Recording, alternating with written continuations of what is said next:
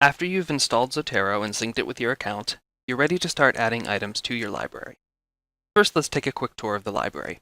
It's the pane on the left side of the Zotero window. Your library will start out with just the Zotero Quick Start Guide inside, expanding as you add new items. The My Library section functions as its icon suggests, a big box holding everything you've added to Zotero. If you'd like a finer degree of organization, you can right-click to add a new collection.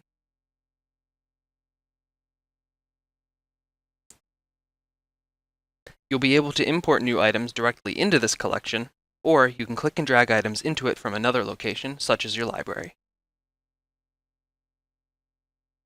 Now the Zotero Quick Start Guide is in my collection. It's possible to create a sub-collection inside your collection, and further sub-collections from there, and so on to your heart's content. When you delete an item from your collection, it remains in your library. To permanently remove an item, you can delete it from your library, or move it to the trash, where it will stay until the trash is emptied. Now let's talk importing.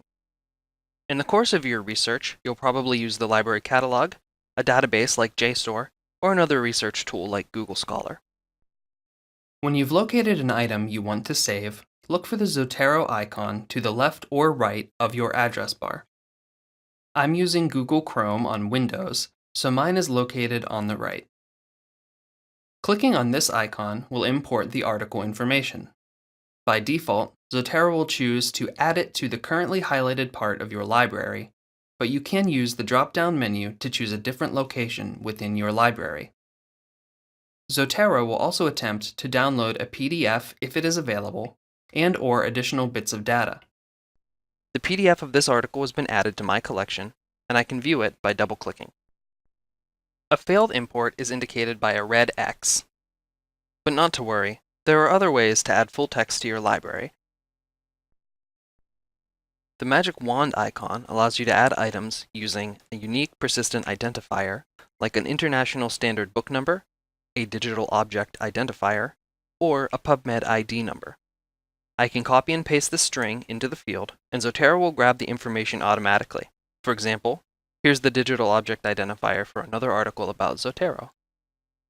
When I press enter, it automatically imports the information about the article. It's also possible to enter an item manually by clicking the green plus sign icon, then choosing the type of item you'd like to add. You'll then need to add the appropriate information manually in the right pane of the Zotero window.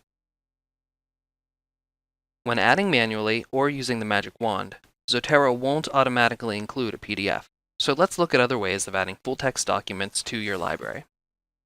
All of these methods require you to have downloaded the PDF separately. Here's mine.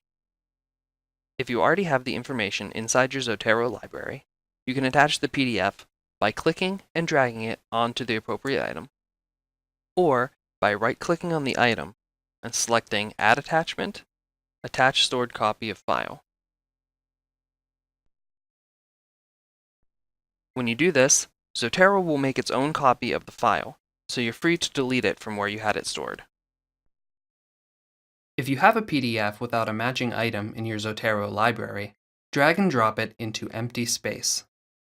Zotero will create a new entry in your library, and then it will automatically attempt to retrieve the bibliographic information associated with the PDF.